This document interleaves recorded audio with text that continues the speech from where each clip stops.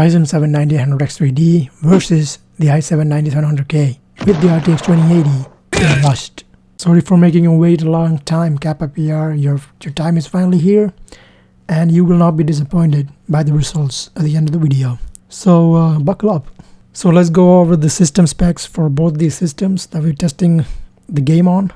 So the first one is the i7 9700K with 32 GB of DDR4 memory running at 3200 MHz, and the RTX 2080. And on the other one, we have the 9000X3D with 32 GB of RAM running at 4800 MHz. This is actually downclocked from 6000 MHz to make it fair for the competition. So that's why. And the CPU is not overclocked. It's running at base speeds.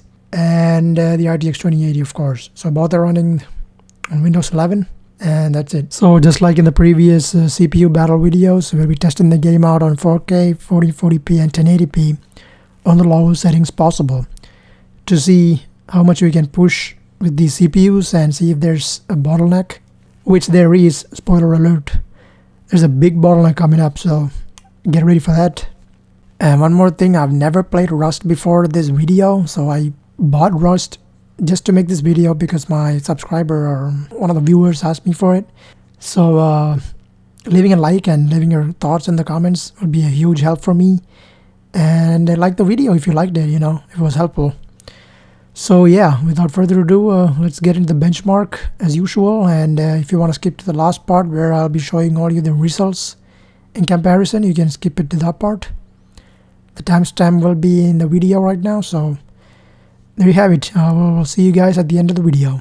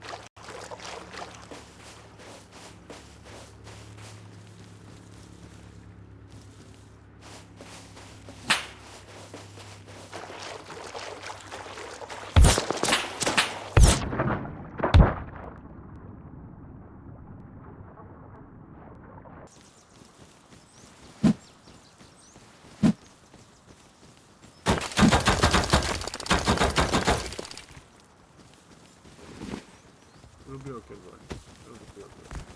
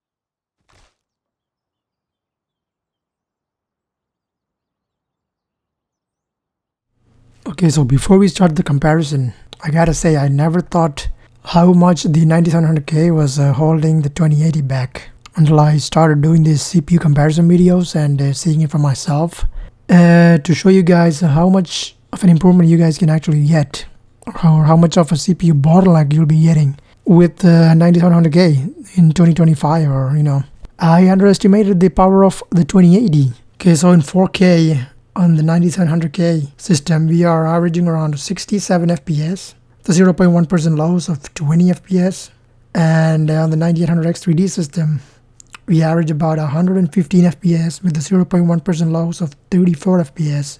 That's a 71% increase on the 9800X 3D system. Pretty damn impressive for 4K. On 1440p on the 9700K, we average around 83 FPS with the 0.1% loss of 23 FPS. And on the 9800X 3D, the average was about 168 FPS with a 0.1% loss of 51 FPS. That's a 102% improvement, 2 times the performance. You see where this is going? The bottleneck is getting crazier, but wait for 1080p. It's where things get actually really crazy. Okay, so before I show you the actual numbers, just take a look at these comparison, right? So you guys can see the CPU and GPU usage in both of these systems. On the left side, with the 9700K, the GPU is at 22% usage, while on the other one it's at 75 something. And taking a look at the CPU usage, it's at 62% versus 31, which means that the 9700K is heavily bottlenecking the 2080, and in the other one it's actually using a lot of power and helping the GPU to produce more FPS, meanwhile computing more processes in the background and generating this world. Since Rust is a CPU heavy game, so it requires a lot of computing, generating the world and online characters, other players roaming around. So that's why hyper-threading is a major factor in games like these, which helps it compute more operations at once, which the 9700K doesn't have, which is why it's bottlenecking like crazy. And now we can go into the actual results. On the 9700K, we are averaging around 45 FPS. Yes, it's even worse compared to 1440p where we average around 85. So this is even worse because the CPU just cannot do much in this scenario and the GPU is just chilling there. So with the 0.1% loss of 17 FPS, and when it comes to the 9800X 3D, the average is at 210 FPS with a 0.1% loss of 54. That's even higher than the average FPS that we get with the 9700K. Crazy. That's about 4 times improvement, a 366% increase. 4 times improvement, guys. 4 times. And that's all I got to show you, right? To see how much of a bottleneck this thing is causing the 2080 and holding it back from its actual potential on these lower settings. So anybody with 9700K and are playing any competitive games, upgrade your CPU immediately if you are looking to improve your gameplay. And yeah, these are like really holding you back from your actual potential through aiming, with the mouse. So yeah, guys, just make the upgrade as soon as possible. And now I understand why Kappa PR was asking me for this video, because he just wanted to know. I'm sorry, man, but I finally got you covered. All right. Hope you're happy now. And my eyes are opened again. So let me know your thoughts in the comments below and what other games you want me to do this test on. And I'll try my best to push these videos out as fast as possible so that you guys can make the upgrade based on these results. And that's all I got for this video. I hope you guys find this video helpful. If you did, please subscribe and leave a like on the video. I hope you guys are having a great time. I will catch you guys in the next one. Peace out.